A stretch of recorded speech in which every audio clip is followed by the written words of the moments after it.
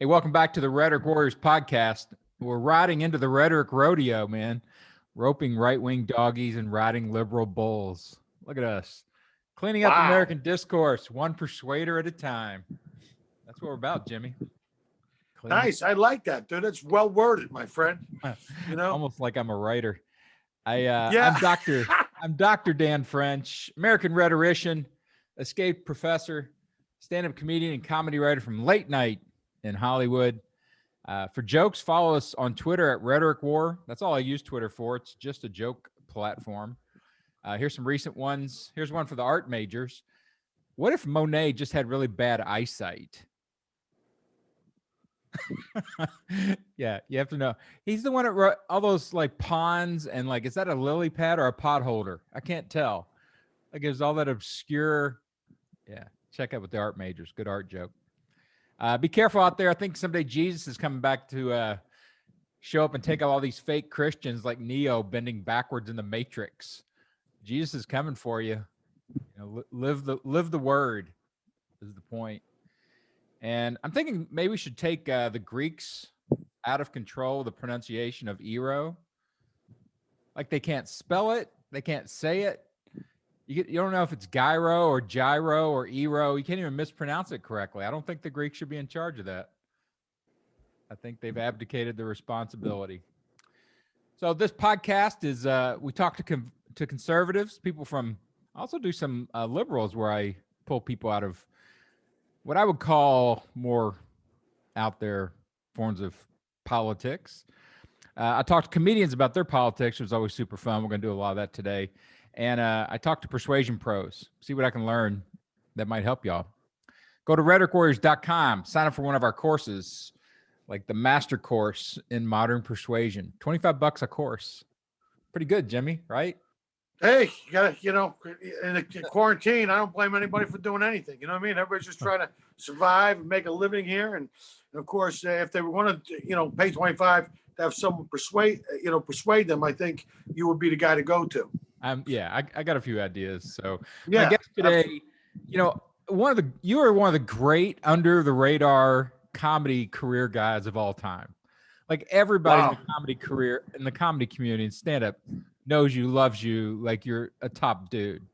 Most of the country has never met Jimmy Shubert other than, the times you flared up on TV and live performances for, 20, 30 years. You crush it. But you're one of those guys that's got all the talent, all the energy, and not the exposure. Well, you know what the thing is, Dan? It's Jimmy Shubert, everybody. This is Jimmy, two shoes, double shoes Shubert. Well, I appreciate it. Kind words indeed. But, the thing is, I mean, at this point in my life, I'm actually, I just love being able to make a living doing something I love to do. And do I need that fucking praise from the industry? Fuck no, I don't need it. And furthermore, nor lots of times do you care, because if you're off people's radar, you can't get canceled.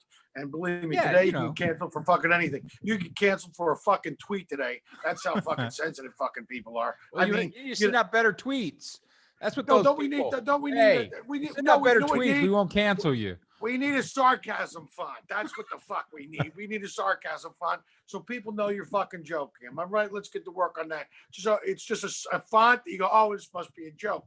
It is a tightrope these days. Like there's not much room on either side. Well, because the dumbing down of America has been completed. The staring at your TV and letting your TV tell you how to think and feel. It's like, who should we be angry at today, TV? Tell me, oh, great purveyors of knowledge. And here I can't think for myself. It's more than fucking, little Johnny can't read. Little Johnny can't fucking think. He confuses thinking with feeling, and I can't take it. People are fucking triggered today, and they're I gotta tell you. We're not a thinking culture. America's not a thinking culture. We're a reacting culture. We're active. Like that's our whole, if you look at all our stories and everything else, it's action heroes. Yeah, but you know what the thing is? They react before they know all the facts. It's an overreaction. It's not a fucking reaction. It's an overreaction to something when you don't have all the fucking facts. Let's rush to it. Let's get there before we know anything, and let's go. And I don't need facts. Facts are for fucking pussies. I just let's condemn them and cancel them because fucking. Yeah, see, that's you your know, thing though. You're the ultimate overreactor. Like you are so good at showing that emotion of like going at like how can you people be this way? Like you communicate that well, better than you know, anybody. well, I'll tell you the truth, because I've seen friends of mine have been canceled, and I've watched other professional colleagues get canceled for, Like who? I Who got mean, canceled? well, fucking, Louis C.K. is a good one. I mean, Louis C.K. can't work. They're not allowed to, he still works, but they're not allowed to advertise him on social media or anything. And He lots of definitely took times, a hit. what's that? He definitely took a hit for sure. Well, the guy does 2 sold out shows at the Beacon. You expect the guy to go home and jerk off by himself? I don't know. A small intimate gathering might be nice. I mean, what's the point of doing 2 sold out shows if you can't get a couple people to come back to your room and jerk off in front of them? I'm kidding. I'm being fucking facetious, but seriously, what I mean, You didn't think he deserved to be canceled? well, I think they took great pride in fucking ripping him down. That Charterfreud, the Germans have a word for it. I think people take great pleasure in ripping people off their perch now. Well, he got unlucky too. Like he was right there with Cosby and Weinstein. Yeah, but I mean, he got let me grouped tell you into something. all that. You could lump him in with Cosby and fucking Harvey Weinstein is a fucking mistake. Those guys were fucking rapists. Louis C.K. jerked off in front of a couple people, and people that could have left the fucking room at any time. I mean, yeah, but he had a double sin. It wasn't just the jerking off, right? He also the guy covered had it a up. fucking. Maybe the guy was just a jerk off. You know what I mean? Maybe that's his fucking problem. He's a fucking. Hey, you want to hear my idea about it? What I think they should have done instead of canceling him? I think it's just wherever he went, like you could legally walk up and pull your dick out and jerk off in front of him. Like everybody would jerk off in front of Louis. Yeah, you like it. Your guy's eating his fettuccine Alfredo, and some guy's fucking waxing his carrot right table side while he makes a fucking, Caesar salad. It's part of the. I know what you're saying. Look, I think he didn't deserve what he got, but he deserves something. People make mistakes. Does that mean he should never be allowed to work again? No, I don't think so at all. Okay, does it mean? I mean, people. I mean, that's the thing about today's culture is that at the end of the day, on all this technology, there's a fucking human being, and you don't feel connected to him because it's over technology. And why give a fuck in the old days? And I think this point I'm about to make is people forget like you're capable of getting punched in the face for your fucking opinion. Like in the old days, people come into a bar, they would make their opinion known. Someone would clock them and say your opinion's been noted and found wanting. And so, but in today's social media, people could say whatever they want to whoever they want because they're fucking they got all this keyboard courage and they don't. And at the same time, I think this technology is making us less human. Well, yeah, and you can't have a conversation with hundreds of thousands or millions of people. But you just can't do it. Like you can't respond to all these attacks. You can't respond to all this reaction. Well, lots of times lots of times you think it's one person, you think it's like 40 people, but it's actually one person with 40 Twitter accounts. I mean, a lot of the cancel culture is that. I mean, I mean, there's all sorts of technologies going on there. Hey, listen, we're all getting fucking played by everybody. We're getting played by fucking everybody. You're getting played by everybody. The amount you are lied to from the time you get up in the morning to the time you go to fucking sleep at night, it's ridiculous. But not you, Jimmy. You tell the truth. Jimmy's a truth. I'm a truth speaker, bro. I tell the truth. The truthy truth. No, well, I got to tell you, I find it to be all ridiculous. I find I don't watch the fucking news. I don't read the news. I don't fucking care anymore. I just don't care. I care about living my life. I care about enjoying my life. I'm doing yoga 3 times a week. I get up probably another 3 days a week at like 5:30, go to walks on the beach and watch the sun come up. I'm filling my head with beauty. You're at the beach, Jimmy. Bro, you're at the beach. Yeah, bro. And I'm telling you, I said this before. I talk about people's diet. A diet isn't just what you eat. It's what you see. It's what you read. It's the people you associate yourself with. I'm done, bro. I'm done getting played. I'm going to go live my life. I'm going to work on my jokes. I'm going to create my albums. I think that's awesome. I think that is the solution. Like And for people who don't know, like Jimmy lived in LA for what, 20 years? 23 years, 23 years. Yeah, actually, I lived there for 8 when I was younger. I moved for a couple of years and I moved back. So yeah, over probably about 32 years overall.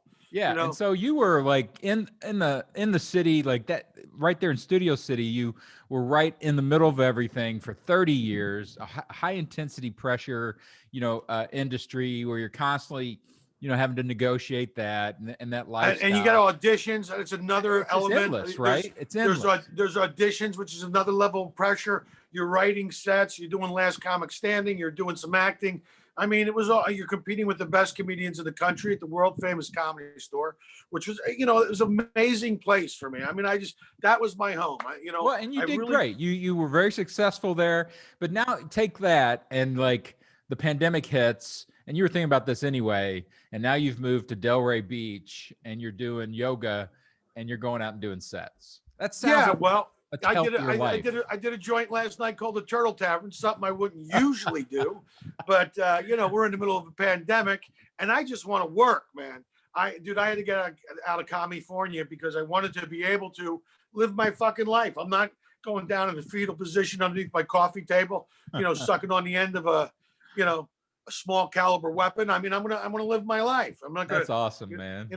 I just look, man. Here's the thing, bro. Life's too short to care about any of it. It's all fucking bullshit. We're all getting played by everybody. I barely watch TV. I listen to music now. That's like fucking medicine. I do my yoga 3 times a week. I've been making healthy food. I'm living my best fucking life. I do walks on the beach, and at night I get out and be able to do stand-up comedy, make people laugh in this culture is what I love to do. And it's more important now than never. So how dare you say, guys that do that are fucking non-essential. I think it's important. I think it's more important now for us to look at ourselves, and really, I mean, because we're all just getting played. Well, there's no non-essential workers. Everything people do is, it has an essence to it and an importance to it. And like the thing about like this, like, you moving out, and I think cutting off from, everybody got to be, social media just appeared out of nowhere. And suddenly everybody was doing it and they act like it's natural. It's an incredibly unnatural environment and a very unhealthy environment. And I think I've always said on that, and you've moved out of it. Yeah, well, I've always said this. I mean, I think that these are disguised as like kind of like they're just data mining operations. I mean, they just want your information. They want your data. They're collecting it. I think Instagram and Twitter and Facebook, they're all internet ghettos designed to eradicate original thought or idea. And so they can have my information, man. Like but what I'm saying, but I know. But once you step out of line and you don't get in groupthink, like you said, you get attacked. And so it's not really, you're right. It's an incredibly natural thing. I mean, look, I think I have an interesting life. I think I'm an interesting human being, but I don't think I'm interesting enough that I have to weigh in on every single fucking topic every day, every time. I don't. I could give a fuck. You people want to go fight on social media with total strangers? Help yourselves. Life's too fucking short. Unplug, get the fuck out, go spend time with another human being, make some eye contact, reach out, fucking help people, discuss ideas and concepts. That's what makes us different than all the other species. We're so fucking dumb as a species. We're the only species that goes into the woods, cuts down trees, turns it into pulp, prints paper, and then writes, save the trees or the paper. Just stay out of the fucking woods, just let I mean, we are becoming dumber and dumber and dumber, and we're getting desensitized to all this stuff. It's not, you're right. It's not normal. It is not. And people, it's not like it's been studied. It's not like we can compare this culture to other cultures, huh? Yeah, we don't make anything in this country anymore. We make TikTok videos. That's what we make now. We used to have industry here. We used to have things that we would. I mean, but I think it's. It is what it is. I will participate enough so that I can stay relevant in show business and continue to work. But that's it. You know what I mean? Well, yeah. And I think that, like I said, coming up with a theory of how you want to participate in all that is yes. If you just let it determine and you're just constantly, looking at like reacting to whatever comes your way, you're in trouble. You have to have a strong theory going into that of like for me, I don't accept any negative feedback online. I barely talk to anybody online. I post all the time, but I don't allow comments and I don't allow any negativity. Like I block everything.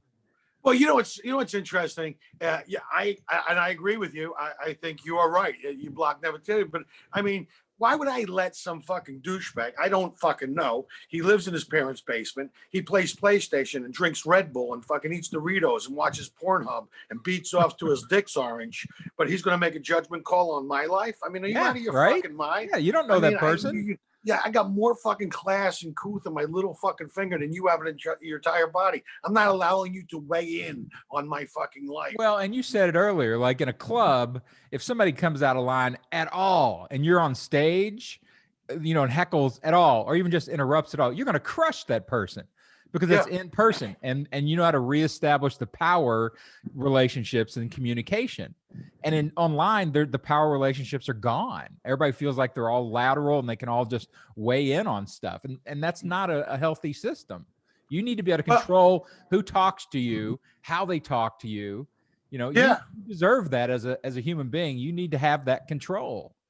Well, I mean, we certainly learned a lot, like you said, and you're one of the smartest guys when it comes to this stuff. You have a great, real keen insight, Dan, and you're absolutely right. You better have a plan going into it. If you don't do it well, hire somebody that does it well, and take yourself out of the process. I mean, yeah, I run my fucking IG, my Twitter. I run it like a freaking TV station. You get little clips, you get to promote my appearances, and that's it with the Yeah. occasional No, I joke think thrown that's in. great. Yeah. I mean, I have zero interest. I don't care what the guy I went to high school with, in junior year, he shit himself. I don't really need him weighing in on my Facebook post. Hey, I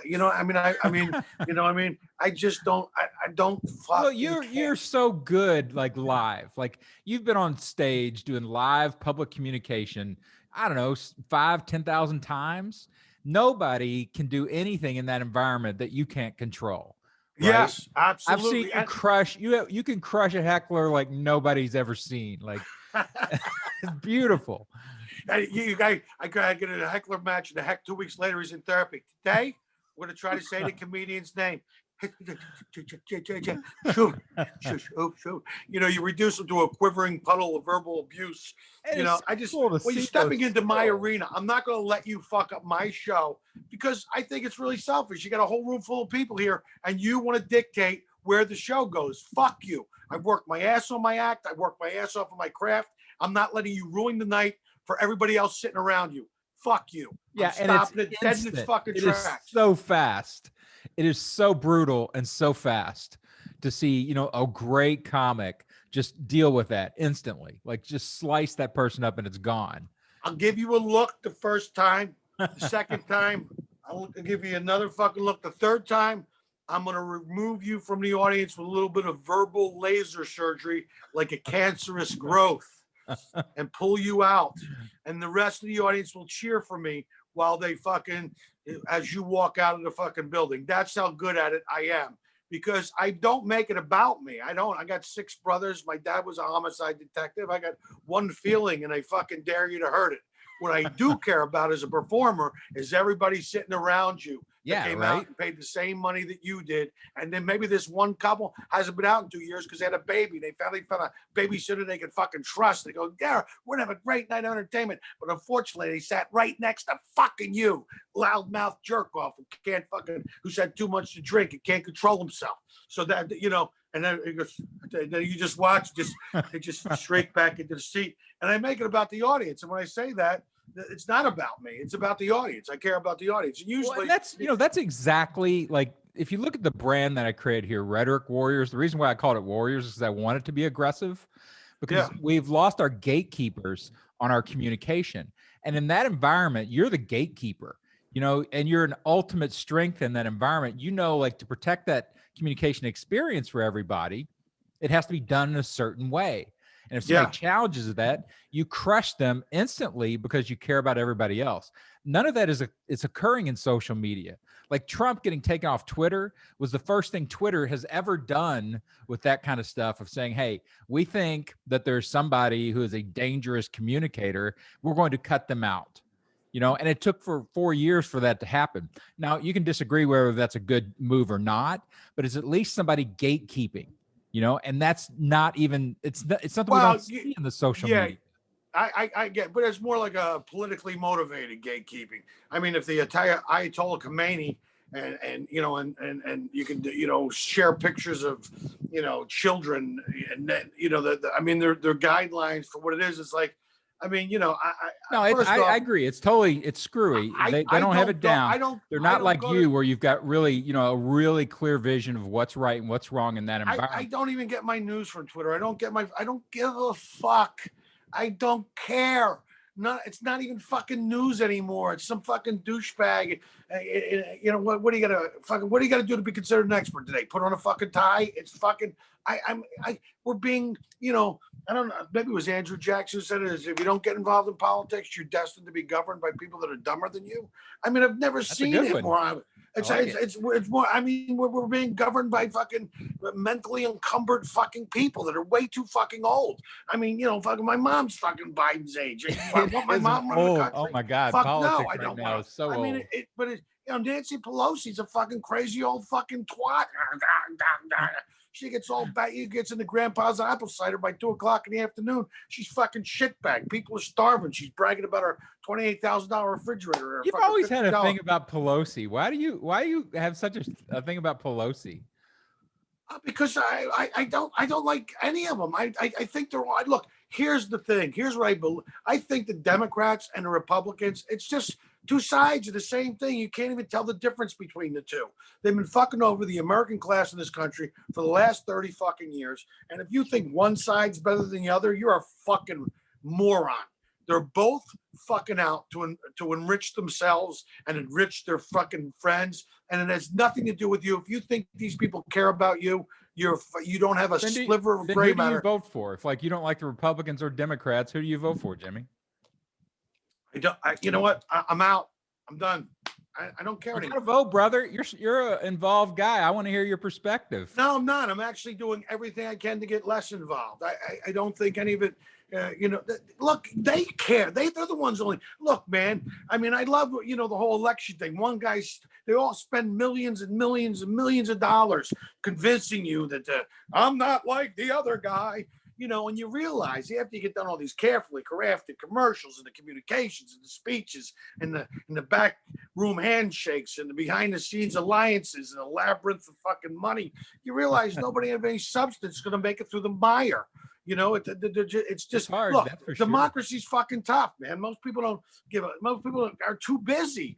We're trying to make life better for our children and ourselves, and trying to fucking find a little slice of fucking happiness. And most people don't give a fuck. As long as I get a new car in 4 years, I got a new DVD player. I'm right with the latest technology. I got Maharaji with a 2-car garage out in the fucking cul-de-sac. I'm a fucking happy guy. I don't want to be involved in it. I mean, like these politicians, they're the slimiest, scummiest fucking okay people. So we agree politicians are a problem, right? So I think we all agree on that one. So like your family, you're from Philadelphia, right? Yeah. So I assume like most of you guys are pretty on the right, pretty you don't like the liberal perspective on a lot of this stuff. I would guess most of the family. I'll put it this way. I mean, I've had jobs since I'm 11 years old. I worked because I came from a family of 6 brothers. My father was a homicide detective. My mother was a school teacher. So I had to contribute to helping out around the house. I was paying rent and board when I was 16. I mean, I had jobs. I'd give my mom like $40 a month for laundry and food. And, usually we'd go through 4 gallons of milk. And so I was helping out a little bit here, as were all my brothers. Yeah. I believe that you should work for what you get. I believe, look, I don't right. know what. How could people argue that? How could you argue against? Hey, well, I'll tell you a funny story. It's interesting. Last time, I think a couple times ago, I went back to see my parents, and they picked me up at the airport. And my mom, she goes, oh, she just was, she's sitting in the back seat. And she goes, man, you just left home when you were 18, and you never came back, And she said it's so sad, but I said, Mom, you should be happy with that. You should love that I did that, because you instilled enough confidence. You loved me and instilled enough confidence in me as a human being that I could go after my goals and I could go after my dreams. And so I went across the country by myself in a '69 Buick LeSabre, and I went to the Comedy Store, and I started as a doorman, and I worked my way up, knowing full well that I want to become a comedian, and working my way up and made my fucking dream come true. So it's like, I think, America used to be like it's like a place that you could do that now, or certainly it was. I mean, now you have to deal with other things. I mean, look at all the women that go to Hey, college. Jimmy, are you talking through a mic or a lav or something? I can hear you brushing on something. Oh no, no, no! I'm sorry, I'm not brushing. It's my fan probably. Okay. Maybe that's what it is. Let me shut it down. Hold on.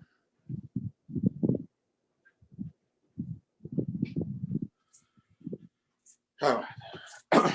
How's that? Much Yeah, better. that's better. It sounded like there was a UFO landing somewhere. I had that, I just had the fan on, circulate the air a little bit. But I mean, now we live in a different America. I mean, you got little girls trying to get a college scholarship that have to compete with transgender athletes now. I don't think that's. Yeah, that one's a weird one. That whole DNA. I mean, like, look at that's look at the tough one. numbers. I mean, what are we talking about? 3% of the population? I mean, less than that, probably even. I mean, I'm being generous by 3%, but it's like, I mean, I don't think it's fair to the girls. I mean, if you're all about women's power, it's not women's power. Like I said, that one's tough, man. Because like you see some of that, and you're like, how do you determine that? They trying to look at genetics and things like that to determine whether somebody can compete as male or female. I think Caitlyn appearance doesn't work. I think Caitlyn Jenner did it so she could hit from the red tees in golf. I think she just wanted to add some distance. You got to get an advantage where you can, if you ever played golf, you need every advantage you can. I think it's worth it. I'm thinking about getting a sex change myself. I'm thinking about going from none to having some. Come on, you're in Florida. Florida. I'm gonna take the Food Channel's advice and just rest my meat for a while. Listen. So you have I think you do, like, you come from that kind of background. Your dad was a homicide detective. You're from Philadelphia, and I think a lot of the country, wants that idea of, hey, it's a simpler way of doing things. You work for what you get out of my fucking way. Don't cancel me. Don't mess up my life. Just let me live my life. I think that's one of the reasons why people vote for the right and Republicans is because they're much closer to that idea. Well, why can't I agree with you. It's like, at some point that Democratic Party went fucking way left. And I mean, Kennedy would be considered a Republican by today's standards. I mean, if you think about these ideas, they used to be the party of the working class person. The Democrats did at one point. Yeah, they did. Right. And all that stuff with and then they switched. I mean, so look, I just, the whole thing makes my skin crawl. That whole process makes my skin crawl. I don't even think they even give a fuck about people anymore. I really just think it's like it's going to be the FedEx United States of Bank of America. It's they just can't wait to wrap their lips around the fat throbbing cock of corporate greed. These politicians, they go up there to enhance themselves and make their families rich, and fuck you, and fuck that you can't afford insulin. I don't care that it's $1,000. I'm changing it. I don't want it to be affordable for everyday working Americans. I mean, you've made insulin. It's a mess, man. Like I saw somebody post today about basically America has become a socialist corporate, like socialism for corporations. Yeah. So the laws and everything is set up to make corporations, supported and safe and, all this stuff. And everybody else is just, trying to get up the walls of the castle. Well, I got news for you, man. It's never going to change, bro. The system's broken. Come on, we can change it. We can change it, Jimmy. Well, you know what, bro? You go change it. I'm going to enjoy my life. I'm going to go. I don't give a fuck anymore. It's broken. I think you're doing something that actually will change it. I think living your life, getting your head out of all that hornet's nest bullshit and living a good life where you're centered, like when you're doing your yoga, nobody's fucking yelling at you from social media. You can orient yourself, you can be happy, and you can have some centeredness to you. And I think that is what America needs. Some balance. Absolutely. I'll tell you, I mean, people say, we live in a free country. Well, the only thing that ain't taxed or regulated in this country is masturbation. So you're free to go fuck yourself. All right. That's what you're free to do. Dude, I don't care. I don't fucking care anymore. I'd rather fucking give a homeless person like $10 or $15 in the street to help them get a meal, or do something like help an old lady, like bring her groceries out to her car. To me, it's those little acts inside that change it. And I'm like you. I fucking hate negativity. I'm such a positive. I would describe myself as being belligerently optimistic and about everything. That's exactly the Jimmy sandwich. Those are the two sides of the sandwich. Like Yeah. hyper belligerence. You're the most, beautifully belligerent person, and I think that's what people love on stage is you're just an artist of belligerence. But on the other side, you're sweet. You're a sweet guy. You have a sweet heart. You want good things for people. I do. I root for my friends all the time. I'm not. Look, man. I'm telling you, I'm one of those comics that root for my friends in comedy. I think their wins are my wins. If we're friends, I root for people all the time to make their fucking dreams come true because I know how incredibly difficult this is. It's like I was talking with Brian Callen a couple weeks ago. He came into West Palm Beach to do the improv. He kind of got canceled, didn't he? Or at least yeah, he did. up on it. Well, I mean, the thing is, you don't take into consideration this guy did 20 fucking years. Or I mean, I don't know what.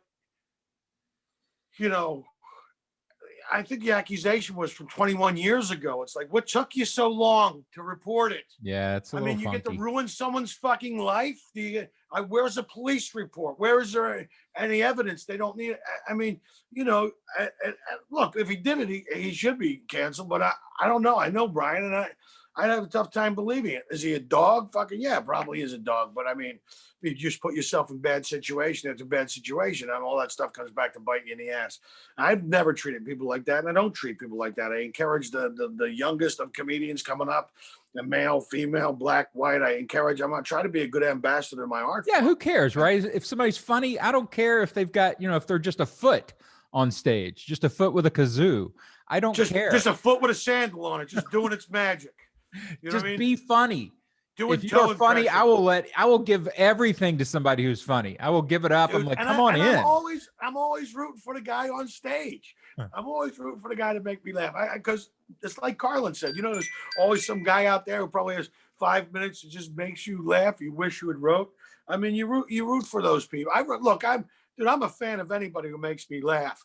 And I've been lucky enough to work with guys like Russell Peters, who is a fucking prince among men. I mean, I went to India before this pandemic hit. Russell took me to India. We did a bunch of shows over there. I saw that on Facebook, man. That looked awesome. Yeah, I mean, it was amazing, man. And you got to go with Russell Peters, one of the nicest fucking gentlemen in this fucking game. It does seem like he shared his culture really well. He shared his culture with you. He shared the food with you. You learned about his family, and then you're getting entertained 6,000 people at night. It was one of my favorite trips of all, and you get to meet his whole team, and they're all great people. And wow, I mean, I'm glad I got all those international gigs out of the way. Tons of that. Talk about that a little bit, because you've been USO. Well, you've done everything. We've done the Welfare, Morale, and Recreation. It's the WMR, which is a branch of the military that does shows. Went to Korea for 3 weeks. We did Armed Forces Entertainment, which is another wing of the entertainment thing, and then I went to Afghanistan on a DOD tour with Drew Carey. We had to fly almost 24 hours to get to the gig, and we're doing these shows on the backs of trucks under camouflage at somebody's forward operating base. Mathur Lam, Camp Right Asadabad, Jalalabad. I mean, we're literally coming in on a C-130. Like, you get to Doha, Qatar, which is in the Middle East, and then you fly on a C-130, which is a military workhorse plane. And as you come into Bagram Air Force Base, they do a combat landing where they kind of spin down, and it's really kind of, and look, and you're not in commercial air, you're sitting in netting. There's a SEAL team on the fucking plane, and these guys are used to it, but it does this spiral thing. Don't get me wrong, still better than Southwest. We come down in the spiral thing, and we had to wait to get our gear off because it was a SEAL team on the plane, and the SEAL team has to make sure they have all their gear first. You don't want to use the comedian's gear with the SEAL team's gear. They're in a situation, they reach in, they pull out a rubber chicken and a fucking unicycle. So they had to make sure that the SEAL team got their gear first. But it was magnificent. It was adventure travel, man. It was like, you're sleeping in a tent, and there's this goes off. You're instructed to run out into these cement bunkers with sandbags on them. You understand that? It was right across the way. I'm with Drew Carey and Steve Byrne and Dave Mordal and Pedro Hernandez, and we had this, we did these shows. You're on a Alpha class Chinook C1 A47 with the double propellers with an Apache Escort, and you're doing, you're getting off the chopper, and one of the guys greets you, goes, "What are you doing here?" I said, "We're the comedians." He goes, "Yeah, but what are you doing here?" Like, we must suck so bad they sent us to a fucking war zone. I go, "That's pretty funny." He goes, "You should have been here about this time yesterday. They were showing us." I go, "That must suck." He goes, "Not really. They're not very good shots. Come on." And then, they lead you out of the shop. It was like, but it was like, That's awesome, man. and then you're doing jokes for like these guys. You're doing jokes in the back of trucks. You're doing jokes at mess halls, and they are loving it because these guys are all got M16s and they're standing there with because they were just out on a mission and patrols, and so it's not. This is a real deal. You flew into a war zone to do comedy for people who put themselves in harm's way and for whatever, and I always felt obligated to like go entertain those people because that's a tough spot to be in and just bring a little slice of life to them, But I got to go to China. I did like 3 tours of China, Hong Kong, Singapore, Macau, I've been to Shanghai and Beijing and just doing all that kind of cool stuff. And it's that's amazing. What when you get good at a certain messaging format, like stand up and where it can take you, like just how powerful it really is when you can put that stuff together. Well, the internet, the internet made the world smaller. And don't forget, we're talking about stand-up comedy, which much like jazz music is a uniquely American art form. The way we do it. You could make an argument that it's the second oldest profession. Give me the hookers and then bring in the jester, off with his head. You could make, but really the way it's done in America, really going up about talking about things that happened in the news that day, that whole stuff, sort of with Mort Saul, in the late 50s, early 60s with Lenny Bruce and doing all that kind of went from this vaudeville or this thing to actually being able to make a living doing something like that. It's relatively kind of, the way we do it in this country is a little different than they do it other places. It is for sure. Like when I go on Netflix and I try to watch, guys from Europe or something like that doing stand up, it feels, I don't know, it feels soft to me. Like it feels like, yes, the jokes aren't, the punches aren't as crisp.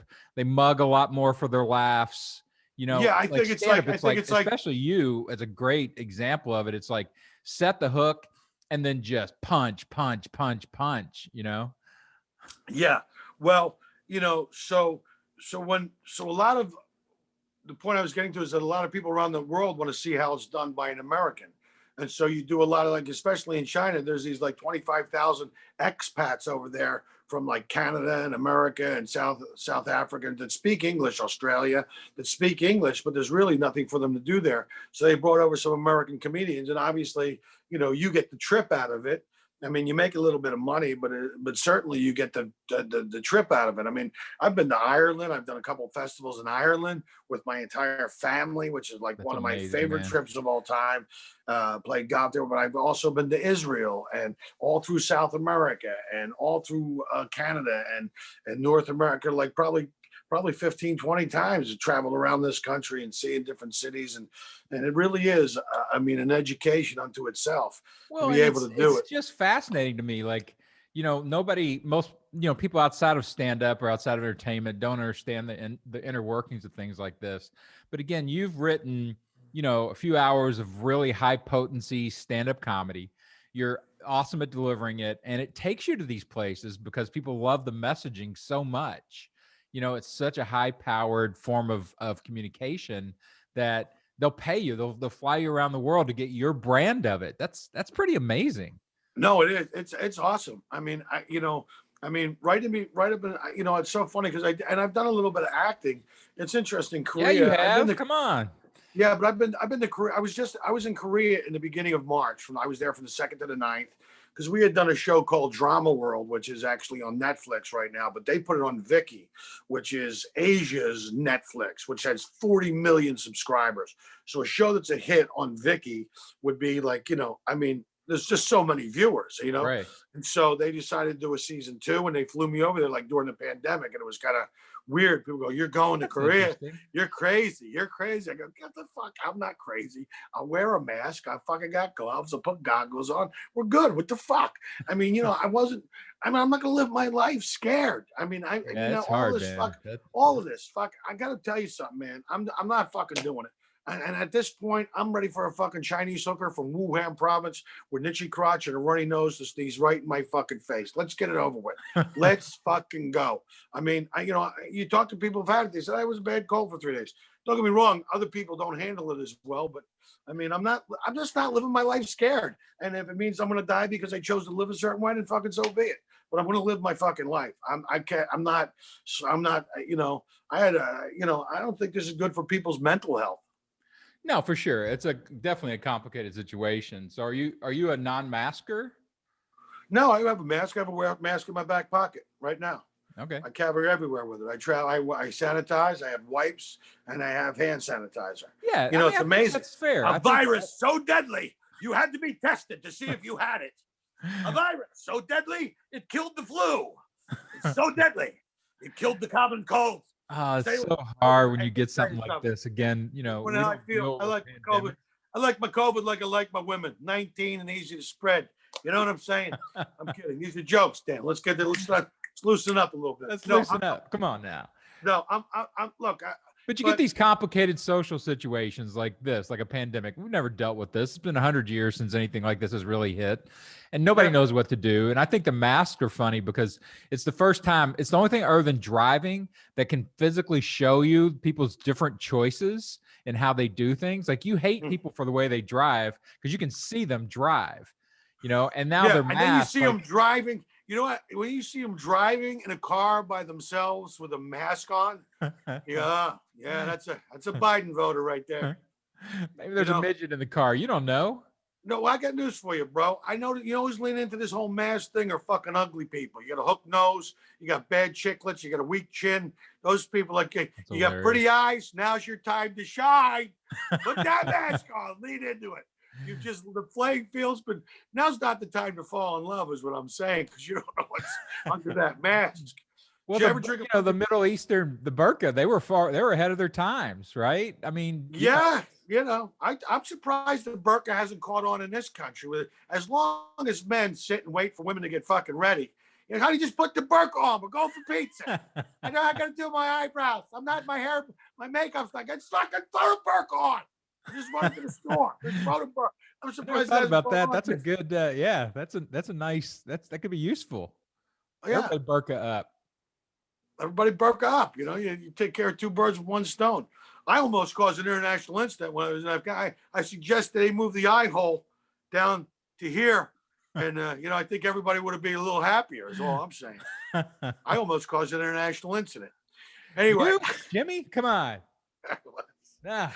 Yeah, but I'm glad you do what I call walking through the landmine in clown shoes, like walking through the minefield in clown shoes. I fucking love that. That's gonna be I gotta pay you for that because I want that to be the name of my next album. Walking through the minefield with clown shoes. Dude. That's fucking hilarious. And just to tell your listeners who we're dealing with here, Dan French is a fucking genius fucking writer who has a very unique ability to get inside a comedian's voice and head and write something that you could deliver, which is very rare in fucking comedy. And you helped me craft and work on my last fucking album, my last special. So fucking bravo to you, because I'll tell you, man, you're a fucking monster when it comes to that kind of stuff. It's so much fun to get inside of somebody, like you, has super strong character, and just let that voice and that character echo around in your brain. It's so easy to write comedy. Yeah, but you're so good at it. I mean, there's other people that write stuff for you, but it's just a bunch of, you're fucking point on. I mean, dude, when we were doing Last Comic Standing, you were helping me with a couple ideas. I mean, it was fucking awesome. And really, it's amazing. Well, that's when, to me, like message construction, when you get into Hollywood and you see what's possible when you bring, a team of pros together, when you get all that synergy of people who are great at individual elements, like, you're a monster on stage, and nobody, would ever, like, the amount of power you bring to a performance, you just can't find that anywhere else. That's a rare talent. And so when you bring that in with great writing and a great club and, all this stuff, it just, the moment just explodes, and people don't understand that about like really good professional production. Everybody's great. And so by the time it gets to the viewer, you're seeing something that's just been made awesome by, 15, 20, 100 different awesome people. And it's just Yeah, great to watch. especially late night monologues, and you realize how much work goes into one of those late night monologues. I mean, I don't know if you were a fan of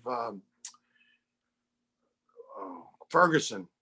I love that guy's late night monologue. I really did. I thought he I had a admire great. for what it was. It was different. Yeah, no, but Like, that's it's what I'm not my saying. It was thing, but different enough.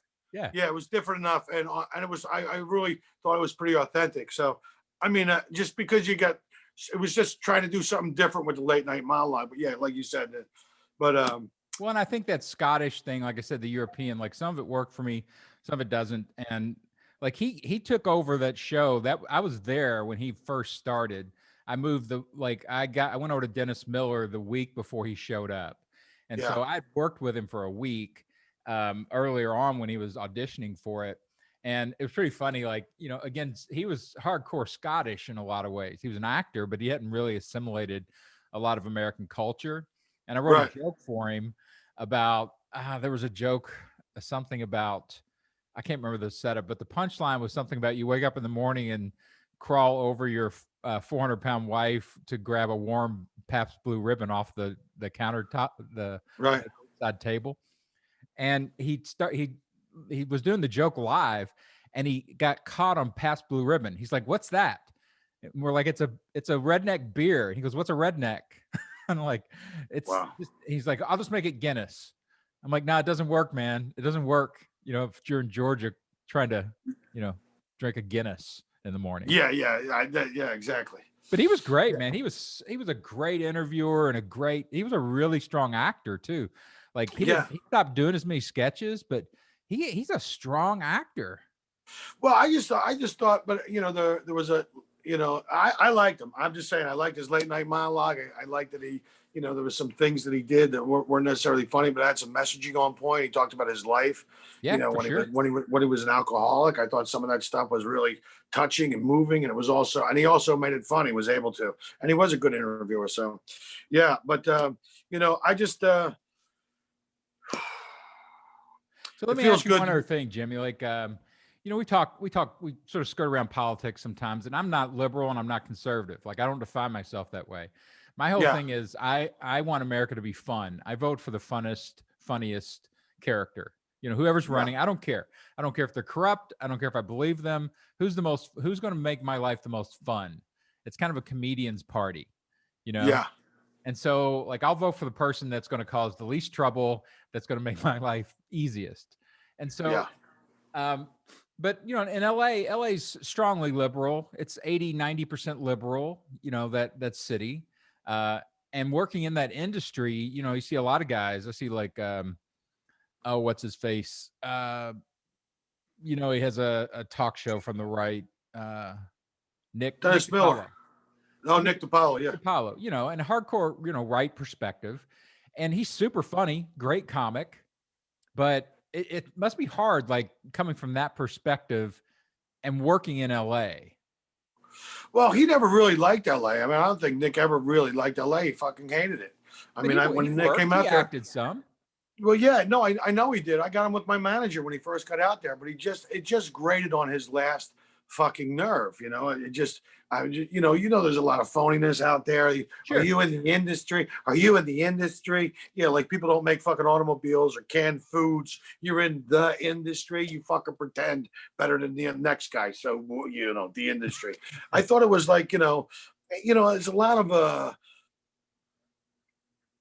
yeah, it's gotta be tough for some people. I mean, I just it's Well, I think it's hard also, for a hardcore, like but you know traditional, what like the other thing mainstream is too. Americans. It's like I noticed a lot of those people, and I've been put in this position where people actually ask me who I was going to vote for, and I always thought it was going to be it was always a fucking trick question. There's a true story. When I was a little kid, I remember my grandparents came over to babysit us for a few minutes so my mom and dad could go out to vote. And then my mom and dad came back, and my grandparents were going to go out to vote. And I said to my grandfather, he said, "Who are you voting for?" And he goes, "None of your business." And he walked out the door. And I went, "Wow, I didn't. Okay, I guess it's none of my business." But I never forgot that.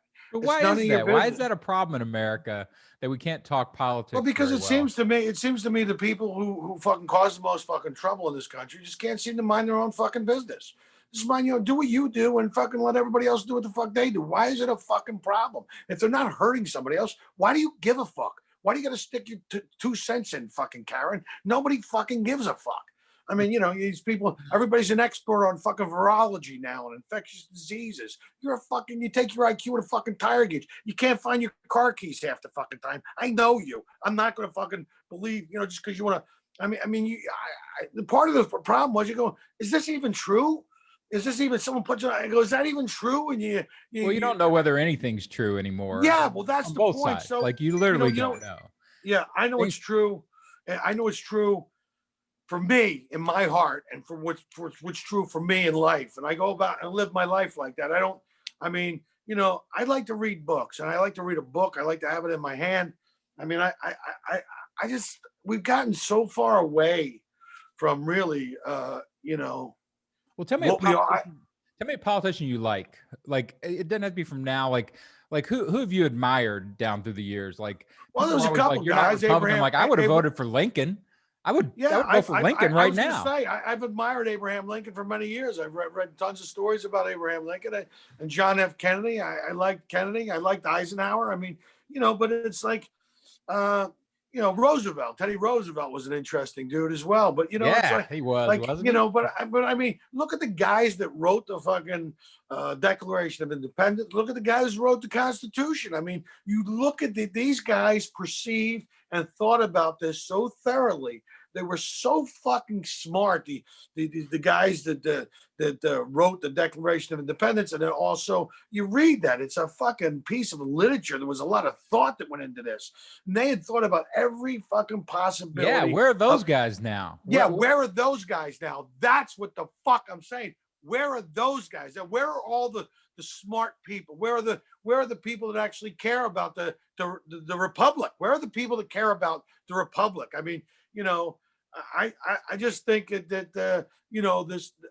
Well, and something I've wondered about too, like, like the Kennedys.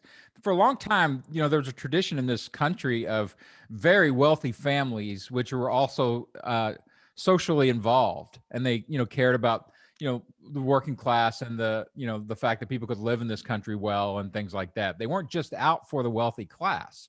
What happened to those people? Like the Bill Gates and the Bezos and these guys, they don't become political anymore. They just kind of hide out and they like give money to Africa for malaria and things Yeah, like but that. why? Why aren't they political? Why would you? Why would you look what they do to people that do come out? Look, It doesn't they go matter. after, Like the they Kennedys, go after you. They go Kennedys after were your clearly, family. I mean, why would you do it? First off, the job don't pay shit. It's only $400,000-$500,000 a well, year. you do it because of the moral reason for like Yeah, you but want is it this worth country it? to be Is it good. worth it to have your fucking life ruined because you wanted to They don't have fucking to help? run for politics, but like get involved. Like you don't have to be a perfect person to be involved in Yeah, politics. no, I get it, but I mean, again, it's like it's. I Like, just wouldn't you think that. want that? Wouldn't you like the Kennedys to still be active and like you would have a Well, JFK, they are. Robert Kennedy, one of those guys? Their offspring are. There's cousins and other Yeah, stuff but that run for that. they're nothing. They don't Yeah, they're not but national level.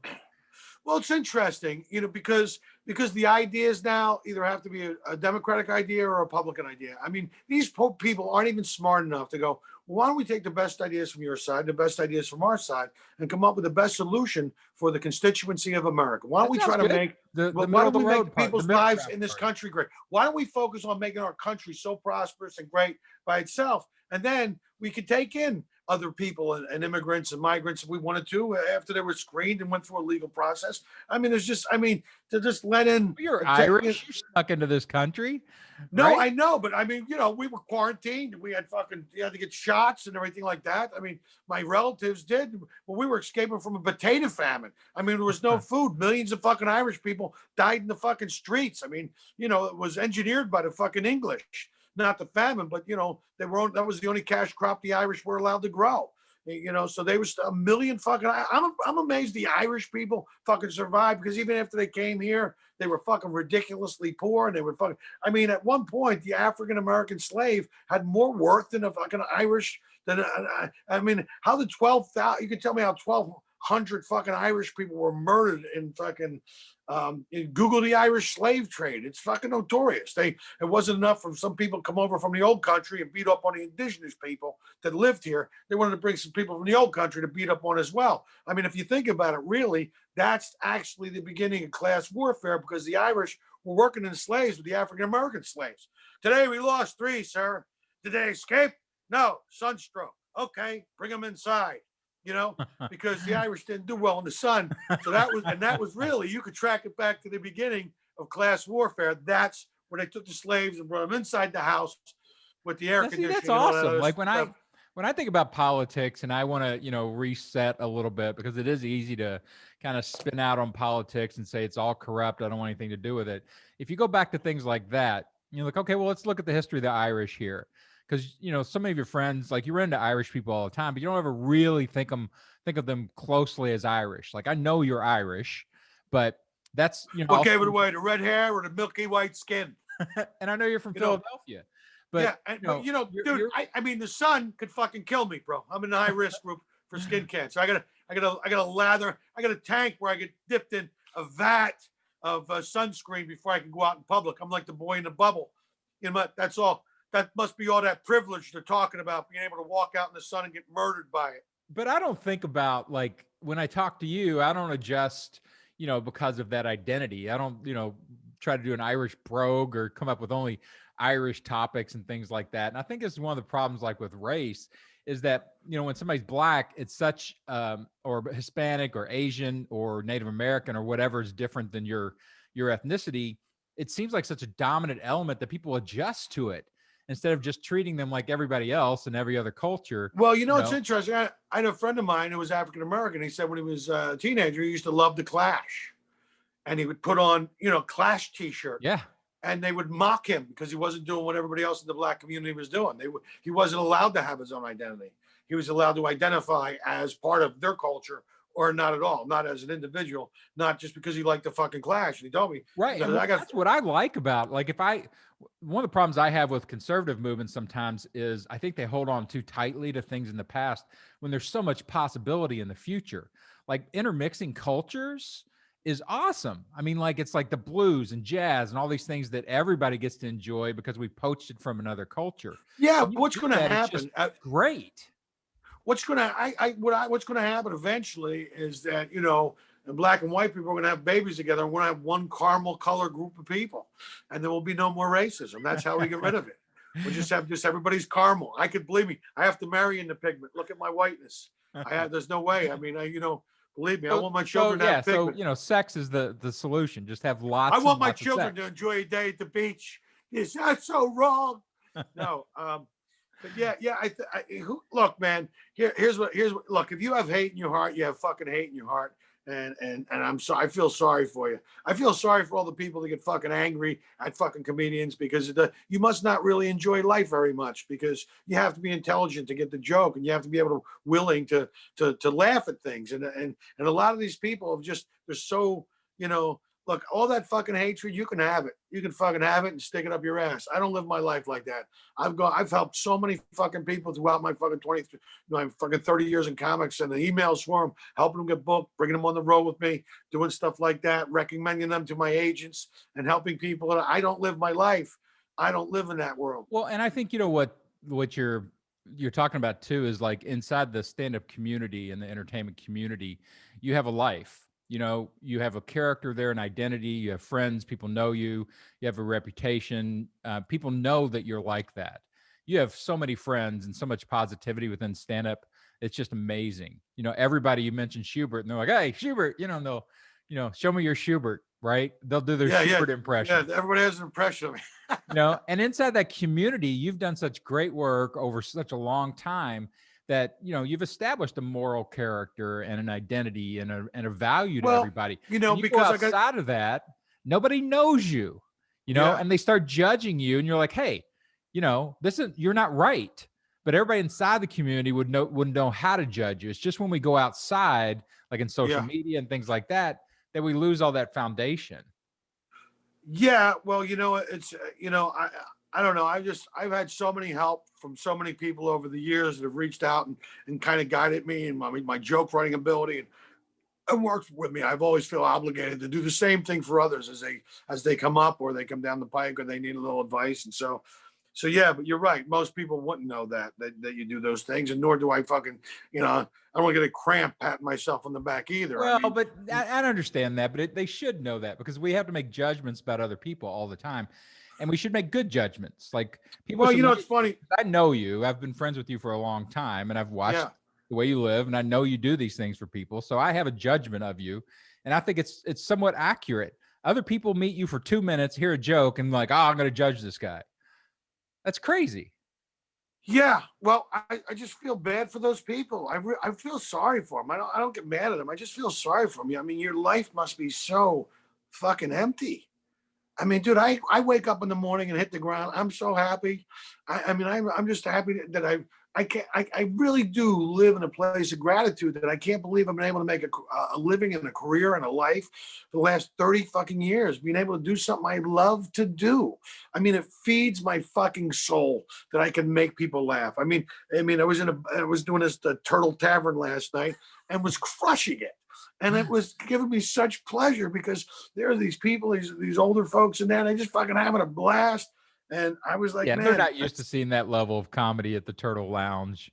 no, but it was, but dude, it just brings me such joy. I mean, dude, it has to be one of my favorite sounds is a room full of people laughing over something you said or something you're presenting, and they're just fucking dying, and you see them going this. Well, and it's pure, and, right? It's just human. It's like you don't have to complicate it bigger than that.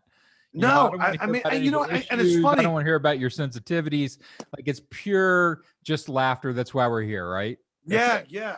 I mean, believe me, and to do it at a level, it's fucking healing. It's almost today when you do stand up now, it's become like you're doing a mitzvah for people because they didn't realize how much they missed it being isolated and being kept down. So it seems like people are just like they're even more appreciative now than they were before because it's not something they go. I haven't seen a comedy show like God. I like it. You're a comedy priest, Jimmy. That's what it is. A comedy priest. Yeah, you're out there just benedicting, the people. You're out there giving them comedy blessings. Well, you know what? It just seems like I think we should dress you up, as a priest and do your act as a priest, and then I think that's when people will finally understand what Jimmy's trying to bring to the moment. Is that dude? Is that hilarious? That might fucking launch my career. Holy Christ! I never. Get your big Pope hat. Come on. No, just a fucking white collar. Hey, this guy's a priest. He was he just transferred down here to St. Catherine's of Siena Rectory. He's going to come up and do a couple minutes. You come up. Man, that'd be awesome. We got to do that. Come on, and just videotape the audience react. This guy's a fucking priest. Holy shit! I'll write you a backstory. We'll talk about where your parish was and what happened, and we'll come up with a backstory. It's so funny, man. I'm just happier here, man. And for some reason, because of all this stuff, LA is a ghost town. And boy, it didn't take long for people to leave, man. I mean, Joey Diaz left, and when the money goes away, you can't pay for those. Josh Wolf, you can't pay for those places, so you got to do something. Yeah, Josh Wolf and Steve Byrne and fucking Theo Vaughn all went to freaking Nashville, and Joe Rogan and Tony Hinchcliffe and Brian Redband and Jason Rouse went to Austin. I mean, it's really like there's a whole shift in this industry, and it may be a good thing, Yeah, I agree. Well, this has been super fun, man. I knew it would be. Dude, I miss you, Frenchie, man. We gotta, I know you're doing stuff, but we gotta get together and do some writing, man. I gotta work on come up with some fun pandemic stuff to do. Yeah, you gotta write you gotta write a liturgy. Come on, dude. I say, you people, you ever drink coffee all day and then sneeze into your mask? That's the new shit in your pants. Like, can't wear this thing anymore. I mean, it's horrible that we've all been reduced to wearing masks. But anything to the needs of the many outweigh the needs of the few. All right, my friend. All right, I appreciate it, Jimmy. Super fun. Yeah, man. We'll talk soon, Dan. Great talking with you. Yep. Peace.